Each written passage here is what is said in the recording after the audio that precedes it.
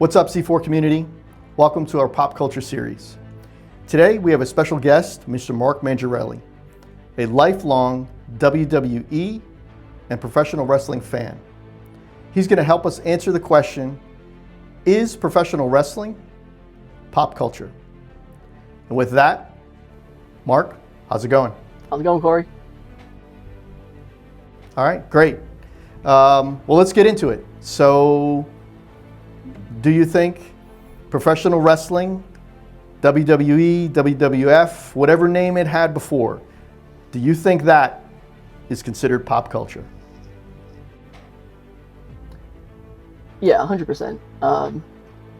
So, the audience these days is huge. The WWE WWE is the biggest promotion in the world. The WWE YouTube page has over 1 million subscribers. I looked up some stats. I even saw that the WWE YouTube has about 1 billion views, and that's like something that only 12 channels in history have hit that milestone.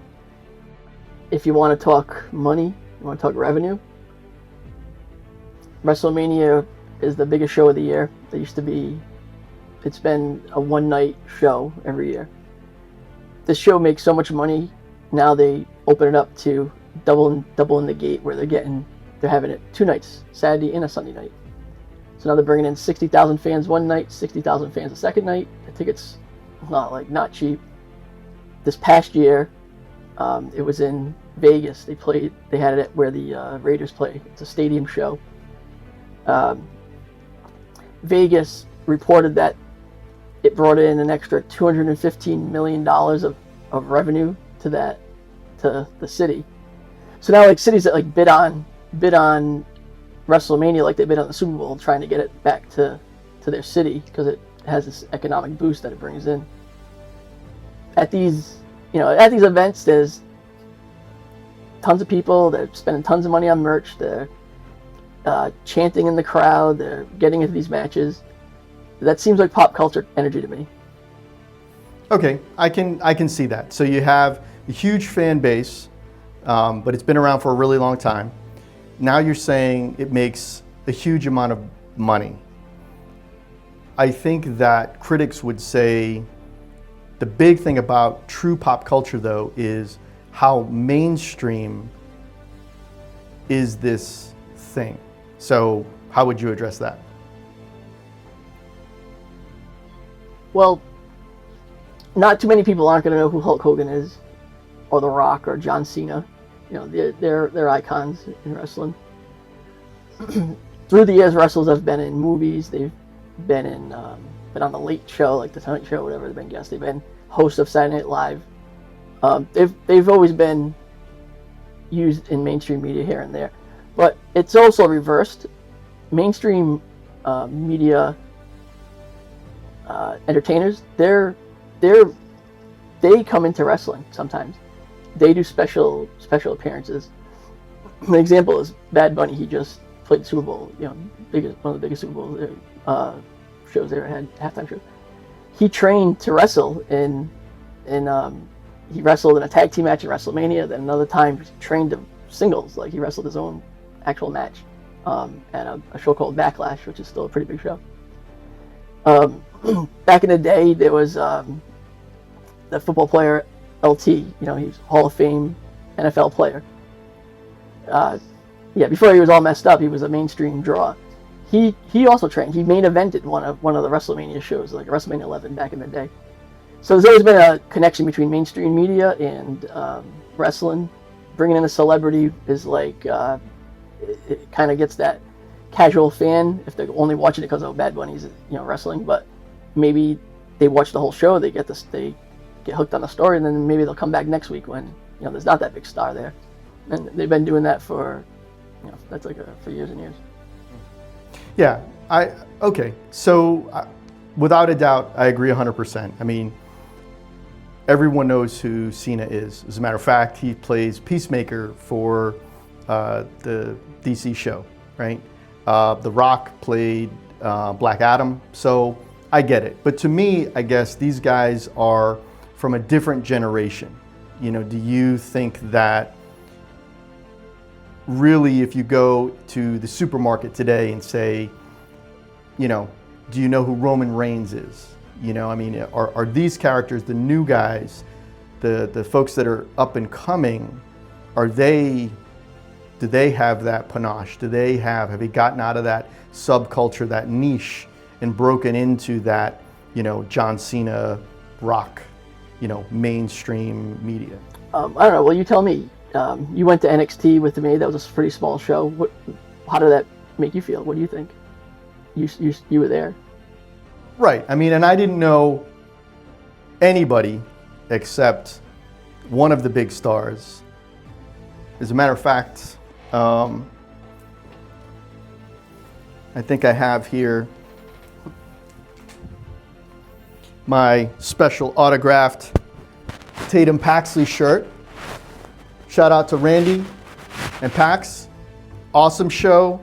And thank you for getting us those VIP tickets.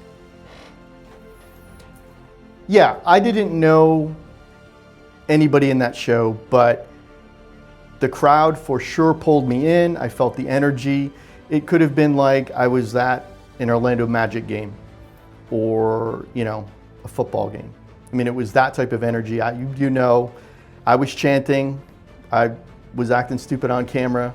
So, yeah, I get it from that perspective. Back then, prior to the show, I didn't know who Obafemi was. But I do know that he recently at a Royal Rumble wrestled Brock Lesnar, who I did follow a little bit when he was a UFC MMA guy. And my guess is they're probably going to go and it's going to be some headlining thing for WrestleMania. So I get it. I didn't know who they were. I went to a show. I know who that guy is now. Well, 5 years ago, I didn't know who Winter Soldier was. Does that mean Marvel Universe isn't pop culture? For sure. All right. Okay. Great point. I wouldn't say superhero movies were your thing back then. So I went to one show. It was pretty exciting. It really brought you in. But for the Marvel movies, you're not a superhero guy, or at least you weren't back then. What changed it for you? All right. So let me tell you a quick story then about how I even started watching any of these movies, because I'm big into it now. So years ago, I went away for a work trip. I'm staying at my sister and brother-in-law's house. You know, just me. You know, what am I going to do? They say, I'm going to put a movie on. You want to watch this with us, whatever. So I ended up watching Civil War with them. In my head, I'm like, this is going to be stupid. I don't want to watch this. I ended up watching it. I think it's like the best movie. You know, like they have. It's similar to wrestling. There's good guys, there's bad guys, there's cool characters and shit like that. So anyway, I watched that one, ended up watching, you know, a handful more, Wonder Woman and Spider-Man or something. I go home from the trip. You know, now I'm looking for Iron Man, all these different movies, and I'm just watching just any ones that I could, you know, that happen to be around. So I'm watching them all, trying to figure out the story. And I end up watching Spider-Man with my kids. So I'm watching Spider-Man with my kids. It's a great movie. We're watching it, and it's getting kind of late. But a little backstory is the whole time I'm like checking these superhero movies out, my wife is like busting my balls. That's like, this is like kid stuff. You know, I can't believe you're watching this. You know, I kind of like shit like that. So she's giving me a hard time. So anyways, we're watching Spider-Man with the kids, just me, the two kids, and as I'm watching it, I do notice that my wife is like kind of peering on the side, like, you know, she's standing, you know, she's not really in the room, but she is watching a little of it. And anyway, so it gets late, the kids go to sleep. I'm saying we gotta finish watching this tomorrow. It's getting too late. So the kids go to sleep. I pause the movie. I run downstairs to you know, do a little work. You know, maybe like 15 minutes of work just to check some stuff out. And I come back upstairs. I go into the bedroom, and when I open the door, my wife like jumps up, and, you know, is all flipping around the remote control, like, you know, like it's like this, you know, like she's watching, yeah, like she's hiding something, like she's watching like, you know, something dirty or something. So I'm like, what the fuck are you watching? You know, what's going on? And so she laughs, and she's like, I'm watching Spider-Man, you know, like, so I catch her. It's like I caught her like, you know, doing something bad, but so she had to finally admit that it was a good movie. She wanted to watch the end of it, and Yeah, so now she's like bigger. She's a bigger fan than I am. She'll be the one that like reserves the tickets ahead of time so we could get first premium seating at the movies when something new comes out now. So really, I think what we're both saying now is that yes, WWE, professional wrestling can be pop culture. Name recognition of some of their stars. It obviously makes huge money. Big numbers watch it. I think sometimes it takes a big event, which would be similar to the Marvel movies. If there wasn't a movie that didn't come out until every 5 years, then I think that it would maybe fall into that niche category as well. But if they're releasing a movie 1-2 a year, and I think during that time they were doing that, then it really kind of builds that interest. So for wrestling, I can see it. It's maybe WrestleMania. Thank you, Mark, for helping to explore this topic. And please let us know in the comments, what do you think? Is professional wrestling pop culture? Is it niche or subcultured like anime? Let us know what you think. See you next time.